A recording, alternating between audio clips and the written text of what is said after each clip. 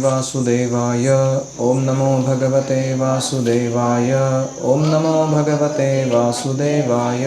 नारायणं नमस्कृत्य नरं चैव नरोत्तमं देवीं सरस्वतीं व्यासं ततो जयमुदीरयेत्। नष्टप्रायेषु भद्रेषु नित्यं भागवत सेवया भगवतीरुत्तमश्लोके भक्तिर्भवति नैष्ठिके। कृष्णाय वासुदेवाय देवकी नंदनाय च नंदगोपकुमाराय गोविंदाय नमो नमः। हरे कृष्णा। हम पढ़ रहे हैं ग्रंथराज श्रीमद् भागवतम स्कंध दूसरा अध्याय 9वां श्लोक संख्या 8। दिव्यं सहस्राब्दममोघ दर्शनो जिता नीलात्मा विजितो भयेन्द्रियः अतप्यतस्माखिललोकतापनम् तपस्तपीयां स्तपतां समाहितः। ब्रह्मा जी ने देवताओं की गणना के अनुसार 1000 वर्षों तक तपस्या की। उन्होंने आकाश से यह दिव्य अनुगूंज सुनी और इसे ईश्वरीय मान लिया। इस प्रकार उन्होंने अपनी इंद्रियों तथा मन को वश में किया। उन्होंने जो तपस्या की वह जीवात्माओं के लिए महान शिक्षा बन गई। इस प्रकार ब्रह्मा जी तपस्वियों में महानतम माने जाते हैं।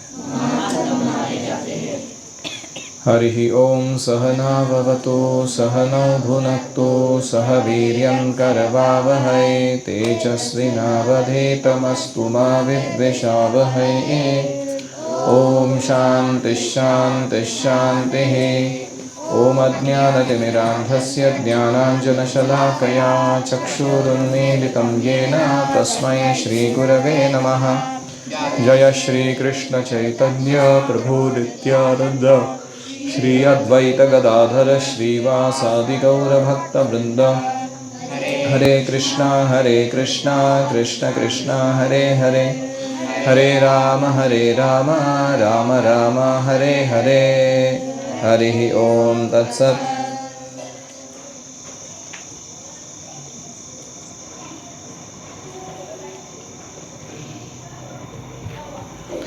हरे कृष्णा। तो प्रभुपाद जी तात्पर्य में 1000 दिव्य वर्ष का कैलकुलेशन बता रहे हैं। एक दिव्य वर्ष जो होता है हमारे 6 × 30 × 12 × 1000 इसके इतना होता है। कुछ 21,000 कितना आएगा 600। एक दिव्य वर्ष 21,600 वर्ष। तो 1000 दिव्य वर्ष कितने हो गए?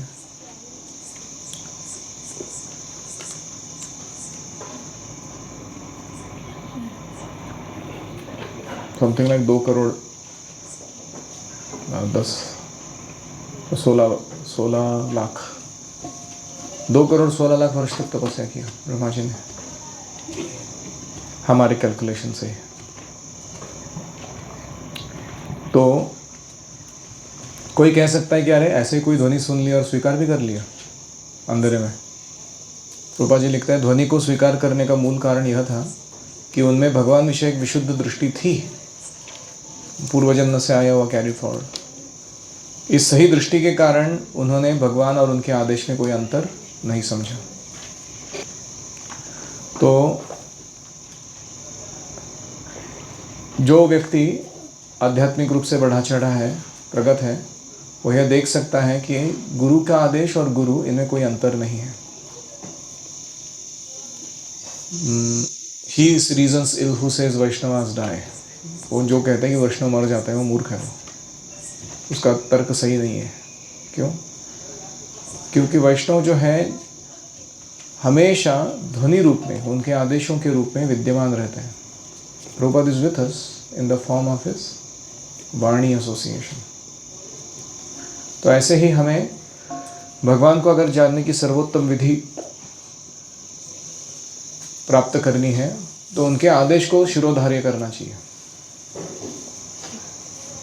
शिरोधार्य करना मतलब जो बोला सो करो, और साथ में उसको इतना तंतोतंत और निपुणता से निभाओ उस आदेश को कि जिसने आदेश दिया है वो व्यक्ति संतुष्ट हो जाए। और यही सीक्रेट है स्पिरिचुअल लाइफ का। हो सकता है ध्वनि करने वाला, शब्द आदेश देने वाला व्यक्ति ओझल रह जाए, सामने ना आए, लेकिन जो दिव्य ध्वनि है वो कभी क्षीण नहीं होती। इसीलिए भागवत या भगवद गीता संसार के किसी अन्य शास्त्र को भी कभी भी दिव्य शक्ति से विहीन सामान्य सांसारिक ध्वनि नहीं समझना चाहिए। ये जो शास्त्र हैं हमारे भगवद गीता, भागवतम या अन्य भी शास्त्र, उन्हें सामान्य शब्द नहीं समझना चाहिए। ऐसे सीधा कृष्ण से आया हुआ है और हम अभी भी उसको सुन पा रहे हैं।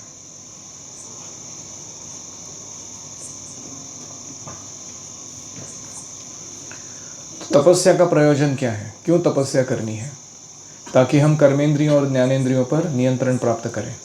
अभी वो हमारे कंट्रोल में नहीं है। वो हमें नाच नचा रही है और हम नाच रहे हैं उनके ताल पर। और क्यों नियंत्रण चाहिए तपस्या के द्वारा कर्मेंद्रिय ज्ञानेंद्रिय पर? ताकि हम भगवान का आदेश पालन ठीक से कर सकें। जिस व्यक्ति के सेंसेस कंट्रोल में नहीं है वो आदेश पालन नहीं कर सकता। तो इंद्रदेव अपने नंदन कानन या जो भी राजमहल है उसमें बैठ के अप्सराओं का नृत्य देख रहे थे और उनके गुरुजी बृहस्पति प्रवेश किए और वो बहुत बार प्रवेश करते थे, ऐसा नहीं कि पहली बार था ये। तो इंद्र ने कुछ क्षणों के लिए क्या सोचा कि ये तो रोज आते जाते रहता है, उठ के खड़ा नहीं हुआ, उसने प्रणाम नहीं किया, कुछ नहीं आदर दिखाया, वो बस अपने कार्य में लगे रहे जो कर रहे थे। वो जो एक क्षण का इनअटेंशन था उनका या डिसरिस्पेक्ट था, वो बृहस्पति समझ गए कि मुझे इसको शाप देने की भी ज़रूरत नहीं है, ये अपनी कब्र खुद खोद रहे हैं। इस अपराध के लिए इनका जो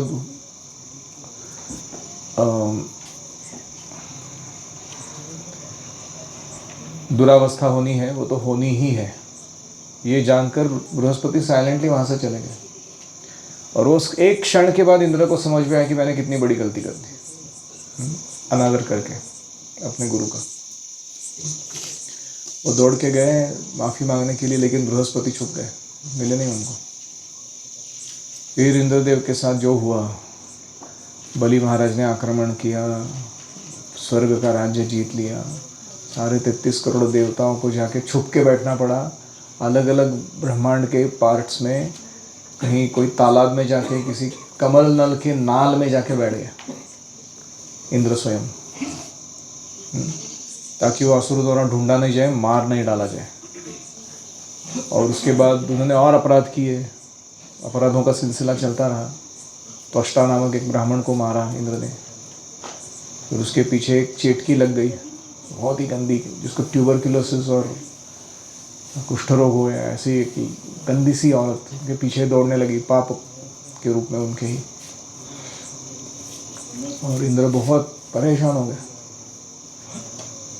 और उनका जो सारा सिलसिला है बहुत सारे चैप्टर्स तक चलता है भागवतम के, लेकिन वो एक क्षण से शुरू हुआ था, स्लाइट इनअटेंशन। तो इसलिए स्पिरिचुअल लाइफ में हालांकि सुविधा बहुत है। हम कहते हैं कि कोई अगर गलती से भी कंठीमाला या तुलसी का स्पर्श कर ले मरते समय, उसे विष्णुदूत का शरीर प्राप्त होगा।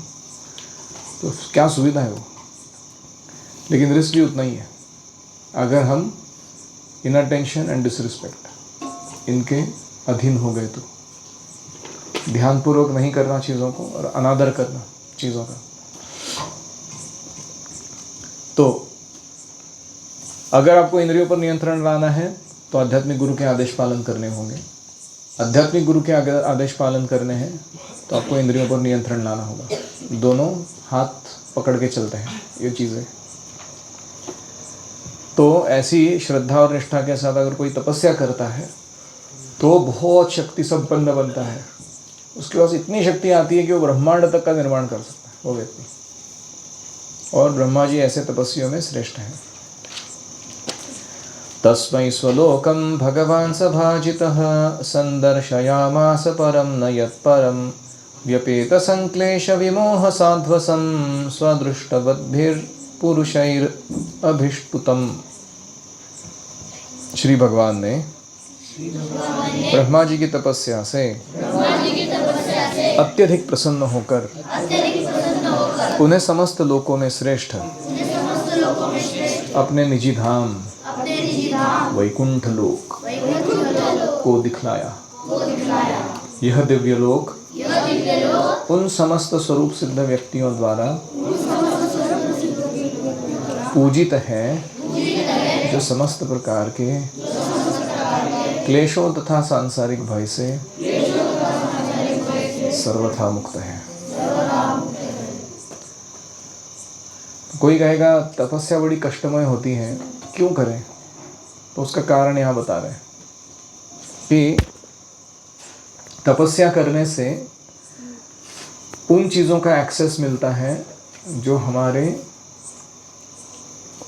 इंद्रियों, मन, बुद्धि इनसे परे हैं। इस संसार के ऐसे सत्य सामने प्रकट होने लगते हैं तपोदिव्यम करने पर, जो हमें पहले दिखाई नहीं पड़ रहे थे। तो हमारी दृष्टि शुद्ध हो जाती है, विजन। यहाँ तक कि भगवान अगर प्रसन्न हो तो उस व्यक्ति को वैकुंठ धाम का भी दर्शन कराते हैं, इधर ही बैठे बैठे। तो दो पॉइंट है इसमें। पहला है कि तपस्या का महत्व, और दूसरा है कि भगवान का वैकुंठ लोक जो है वो काल्पनिक नहीं है। दो प्रकार के लोग ऐसा मानते हैं कि किंगडम ऑफ गॉड ये क्या है, ये भक्तों का भ्रम है। एक है भौतिकवादी व्यक्ति, मटेरियलिस्ट्स, और दूसरे हैं निर्विशेषवादी, जो भगवान के रूप गुण लीला को नहीं मानते, धाम को नहीं मानते। तो उनके लिए ये जो दर्शन है ब्रह्मा का, ये एक चांटा है। अगर कोई चाहे तो साक्षात दर्शन कर सकता है भगवान के धाम का। कौन सा श्लोक है जो हम गाते हैं ब्राह्मणों के बारे में? ओम तद्विष्णो परमं पदगं सदा पश्यन्ति सूरयः दिवीव चक्षुराततं तद्विप्रासो विपण्यवो जग्रीवागं सा समिन्धते विष्णोर्यत्परमं पदम्। तो विष्णु का जो परम पद है वैकुंठ लोक, वो उन तपस्वी ब्राह्मणों को जो भगवान की भक्ति करते हैं ऐसा स्पष्ट दिखाई देता है जैसे किसी दोपहर में बीच रास्ते खड़े हुए व्यक्ति को सूरज दिखाई देता है। इतना स्पष्ट उसे भगवान का धाम दिखाई देता है उन ब्राह्मणों को। तद्विप्रा असौ विपण्यवः, इतना ही नहीं, ना केवल उनको धाम का दर्शन हो सकता है, उनके पास ऐसी क्षमता आती है कि वो किसी को भी उस धाम का दर्शन करा सकते हैं जो उनके संपर्क में आता है। विपण्यवः का अर्थ होता है they can distribute that them to wherever they like. विपणन क्या होता है? शॉपकीपर होता है। तो ऐसे भगवान के धाम को वो दूसरों को प्रदान कर सकते हैं। जो ब्राह्मण हैं, वैष्णव हैं, आध्यात्मिक गुरु हैं, उनके पास ऐसी क्षमता है। तो इसका मतलब है कि वो धाम काल्पनिक नहीं है, वो भ्रम नहीं है, ये सत्य है। तो तप करना कष्टप्रद है, लेकिन भक्तियों की साधना जो है वो पहले से ही आनंददायक है। ऐसा नहीं कि वो बहुत ज़्यादा कष्ट है उसमें, उस कष्ट में भी आनंद आता है व्यक्ति को। बस थोड़ा सा अनर्थ निवृत्ति होने की देर है। श्रद्धा, साधु संग, भजन क्रिया, अनर्थ निवृत्ति, वहाँ तक पहुँच जाए व्यक्ति। निष्ठा, रुचि, आसक्ति, भाव, प्रेम, वो तो एकदम पॉजिटिव साइड है पूरा का पूरा। उसमें व्यक्ति को बहुत आनंद आता है भक्तिमय कार्य करने में, तपस्या उठाने में। लेकिन अन्य विधियां जो है, ज्ञान, ध्यान, ये बड़े तप है, कष्टदायी भी है। क्लेशो अधिकतरस तेषाम, ऐसा उनका हालत है। इनको कष्ट भी मिलता है और अंत में वैकुंठ भी प्राप्त नहीं होता। दोनों से रहित, यानी जिसमें कष्ट होता, सुख ना हो, और जिसके एंड में अच्छा गोल प्राप्त ना हो, उसको करने से क्या फायदा। प्रभुपाद लिखते हैं, दानों से रहित भूसी को चबाने से क्या लाभ। अगर कोई आपको मक्खा खाने को दे रहा है, लेकिन उसने उसका कवर रिमूव नहीं किया है, पहले से ही दाने निकाल दिए हैं, और आपको कवर बंद करके बोल रहे हैं चबाओ चबाओ, कुछ मिलेगा तुमको। गेहूं का धान कूटने के बाद गेहूं निकल गया है, उसका भूसी बचा हुआ है, वो कोई खाने को दे दे तुमको, तो क्या लाभ है। ऐसे ही भक्तियों के अतिरिक्त अन्य कोई कष्टप्रद तपस्या करने का कोई लाभ नहीं है। कौन सा श्लोक मुकुंद माला?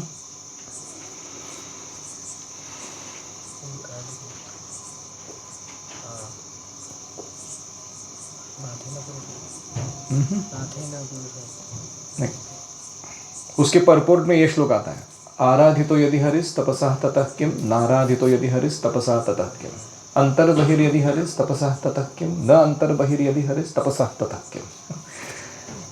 वो श्लोक जिस परपोर्ट में आता है वो श्लोक चाहिए।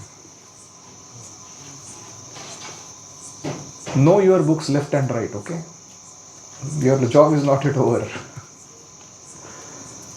तो वो कह रहे हैं कि आराधना जो अगर कृष्ण की कर रहा है उसको तपस्या करने से क्या लाभ, और कृष्ण की आराधना नहीं कर रहा है तो उसको तपस्या करने से क्या लाभ।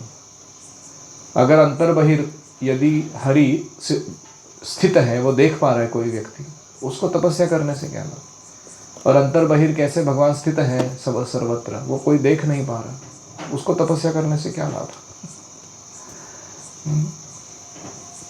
इस प्रकार हमें जब भी कोई प्रायश्चित्त भी करना हो गलतियों के लिए, तो कोई दूसरा तपस्या नहीं करना,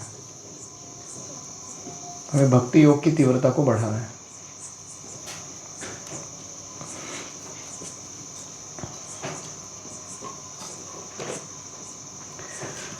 जीव गोस्वामी श्रीमद् भागवत के क्रम संदर्भ में, एक क्रम संदर्भ नामक टीका में गर्ग उपनिषद से उदाहरण देते हैं। याज्ञवल्क्य ऋषि गार्गी से, उनकी ही शिष्या से, भगवान के दिव्य लोक का विषय का वर्णन करते हैं। बताते हैं कि लोक ब्रह्मांड के सर्वोच्च, यह वैकुंठ लोक ब्रह्मांड के सर्वोच्च लोक ब्रह्मलोक के भी ऊपर स्थित है।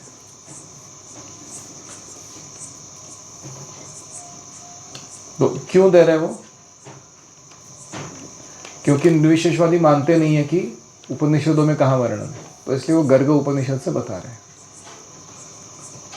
वो तो स्मृतियों में दिया है वैकुंठ का वर्णन, श्रुति में कहाँ दिया है, ऐसा कोई पूछेगा तो जीव गोस्वामी इसलिए उसको कोट करते हैं। तो प्रभुपाद जी फर्दर एनालिसिस करते हैं कि क्लेश क्यों आता है। वो कहते हैं कि भौतिक शरीर में 5 प्रकार के क्लेशों का आवरण रहता है। क्या है वो क्लेश? अविद्या, भौतिक बोध, आसक्ति, घृणा और अवशोषण। ये पंच क्लेश जो है वो हर एक शरीरधारी जीव को होते रहते हैं। उसको पता नहीं होता कि हर क्षण हो रहे वो उसे। जब तक इन 5 क्लेशों से मनुष्य घिरा रहता है, तब तक उसे वैकुंठ लोक में प्रवेश करने का सवाल नहीं उठता। और जैसे ही वह भक्ति करके वैकुंठ की ओर अग्रसर होता है, उसके जीवन से ये सारे क्लेश दूर होते जाते हैं।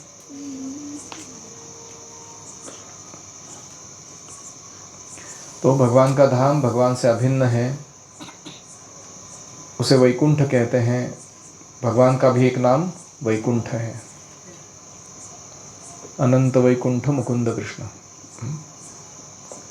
ऐसे वैकुंठ का साक्षात्कार तथा पूजा दिव्य रूप या इंद्रिय द्वारा ही संभव है। हमारा फॉर्म जो है स्पिरिचुअल बनेगा, तभी हम उसकी आराधना ठीक से कर पाएंगे उस धाम की। एनी कमेंट्स और क्वेश्चंस? हमारे गुरु को 1 सेकंड भी अगर आदर नहीं दिया तो उसके पीछे बहुत पाप। वो गुरु जी को दंड देने की कभी कभी ज़रूरत नहीं पड़ती, वो दंड जो है वो प्रकृति आयोजित करा देती है। कुछ ऐसा हो जाता है जिससे वो दंड आ जाता है। 5 क्लेश बोले तो क्या है? ये 5 क्लेश कहीं और जगह वर्णन किए गए हैं, बहुत बड़ा डिस्कशन है ये, मैं उसमें उतरना नहीं चाहता था, लेकिन अभी आपने प्रश्न पूछा है तो। सर्जछाया यया विद्यां पर्वाणम् अग्रतः तामिश्रम अंधतामिश्रम तमो मोह महातमः। पहले ब्रह्मा जी ने अपनी छाया से अज्ञान के आवरण निर्माण किए जो बद्ध जीवों को बांध देते हैं। ये 5 है, तामिश्र, अंधतामिश्र, तमस, मोह एंड महामोह। प्रभुपाद इसका एक्सप्लेनेशन देते हैं। पहला है Tamisra, when the jiva forgets who is he and tries to imitate Krishna, that is called Tamisra. हम हर एक जन अपने आप को भगवान समझते हैं और कंट्रोलर, प्रोप्राइटर, एंजॉयर बनने के प्रयास में लगे रहते हैं। ये एक प्रकार का अज्ञान का आवरण है, इसको कहते हैं तामिश्र।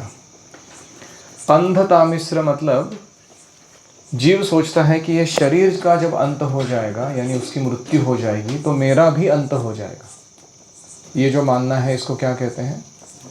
अंध तामिश्र। हमको सबको लगता है कि जब तक शरीर है तब तक मैं हूँ, और शरीर खत्म तो मैं भी खत्म। इसको क्या कहते हैं? अंध तामिश्र। तो इसीलिए लोग क्या सोचते हैं, जवानी फिर ना आए, जीने के 2-4 दिन भोग कर लो, जितना हो सके उतना खाओ पियो मौज करो, बूढ़े होने के बाद कौन एंजॉय कर पाएगा, चलो अभी सारा burn the candle at both ends, बोलो उसको, बहुत तगड़ा भोग कर लेते हैं शरीर से।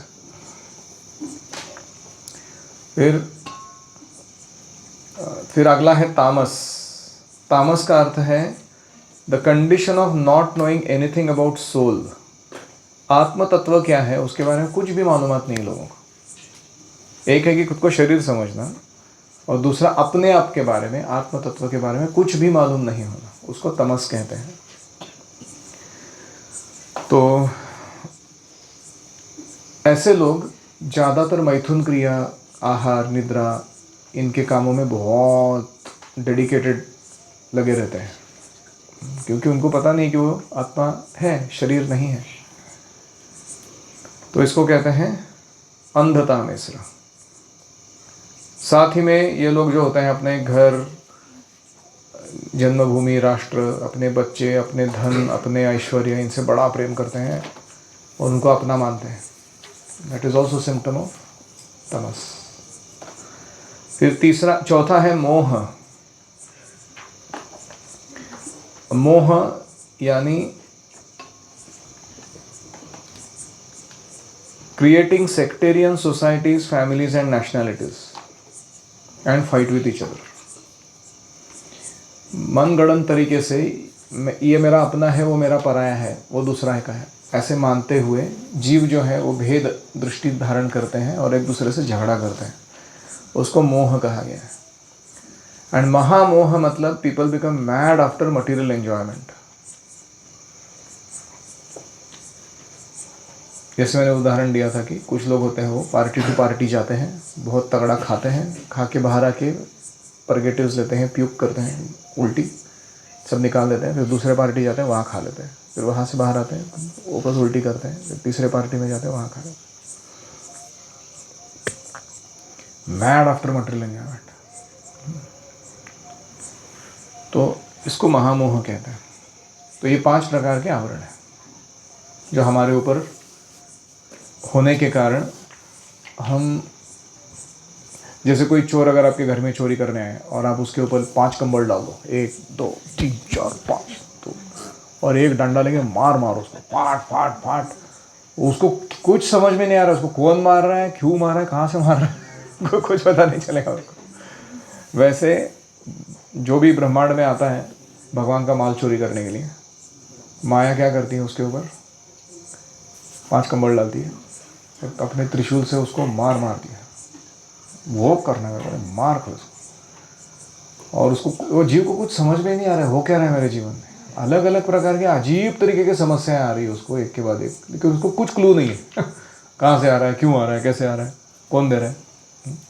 जैसे कोई बिल्ली है, जैसे ब्रूम होता है ना, उसको लंबा स्टिक लगाया रहता है, तो उसके साथ खेलते हैं लोग कभी कभी बिल्ली के साथ। तो ऐसे झाड़ू को उसके मुंह में ये करो तो बिल्ली को क्या लगता है, ये मेरा शत्रु है। कौन? झाड़ू। और उसके साथ मारामारी चालू करती है वो। उसको ये नहीं मालूम कि झाड़ू के पीछे डंडा है, डंडे के पीछे एक आदमी खड़ा है, उसको कुछ नहीं मालूम। ऐसे ही सारे जीव इस दुनिया में अपने इमीडिएट कॉज को ही अपना दुख का कारण मानते हैं। उनको remote cause and ultimate cause वो पता नहीं है।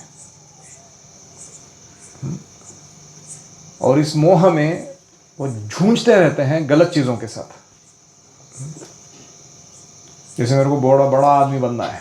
क्यों बनना है? पैसा कमाना है। पैसा कमा क्या करना है? बड़ा गाड़ी बनाना है।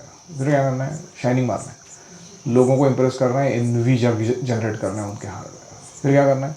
तो ये जो थिंकिंग चल रहा है ना माइंड में, ये वो बिल्ली का सोच है वो, कि immediate things that I need to organise by which I think I will be secure and prosperous.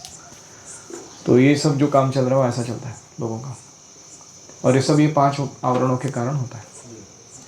Make sense? समझ में आया?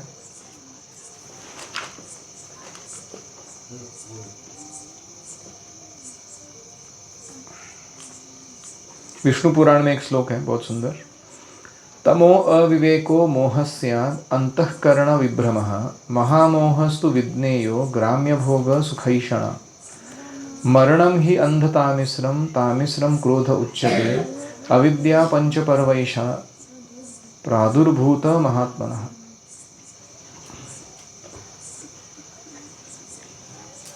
कहाँ से कोट ले जाते हैं?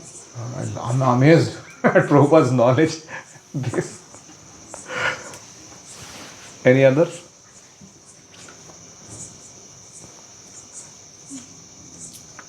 ते ब्रह्माजीला पहिले त्यांनी हे शिकवलं की तपस्या करायला, नंतर मग त्यांच्यावरती जेव्हा त्यांनी ते साखर रूप पाहिलं असेल तेव्हा मग भक्ती करायला लावलं का? नाही नाही, त्यांनी जी तपस्या केली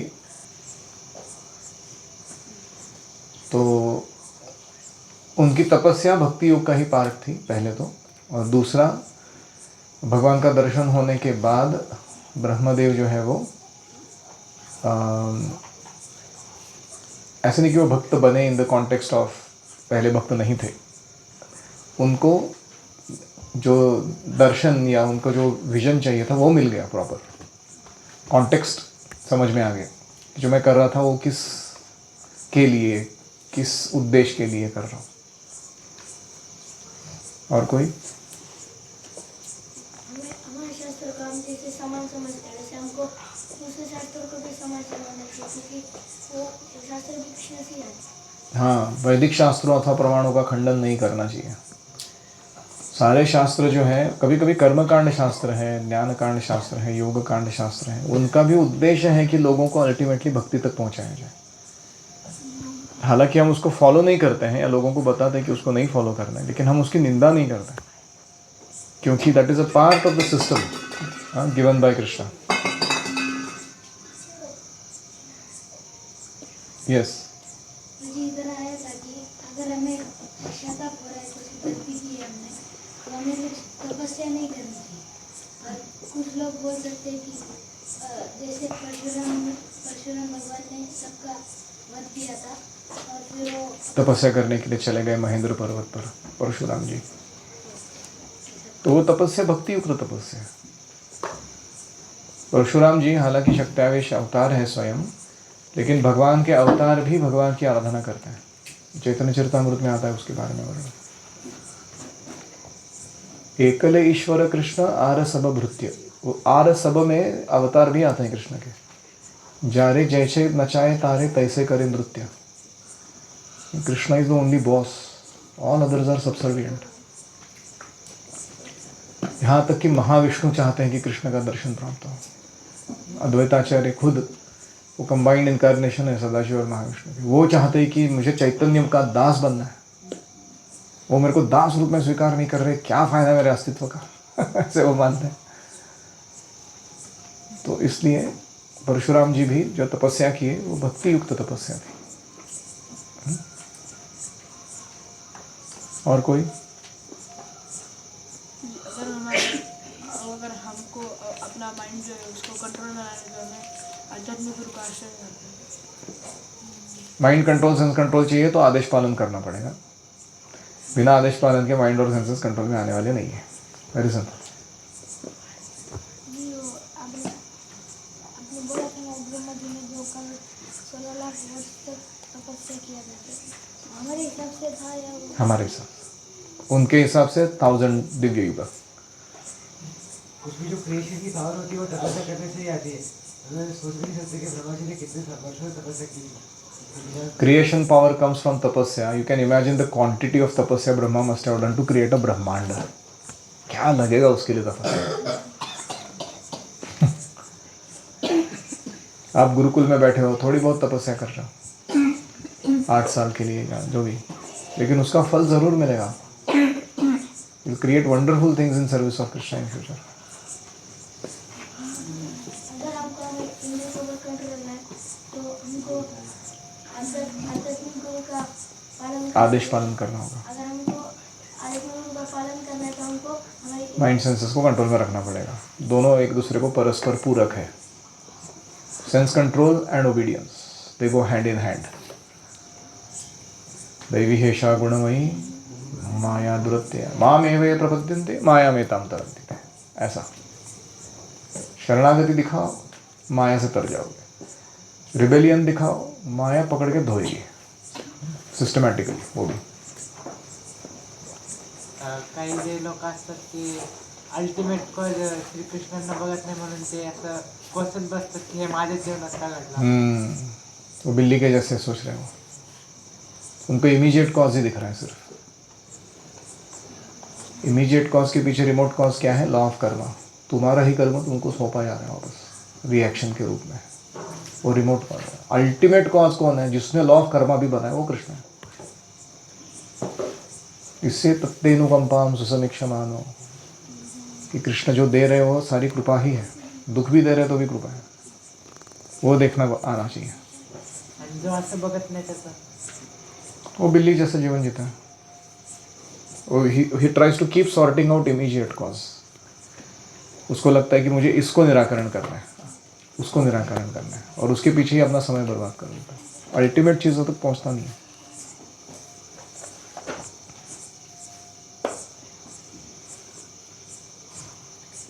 ओम हरे कृष्णा कृष्णा कृष्णा हरे हरे, हरे राम राम राम हरे हरे। हरि ओम तत्सत।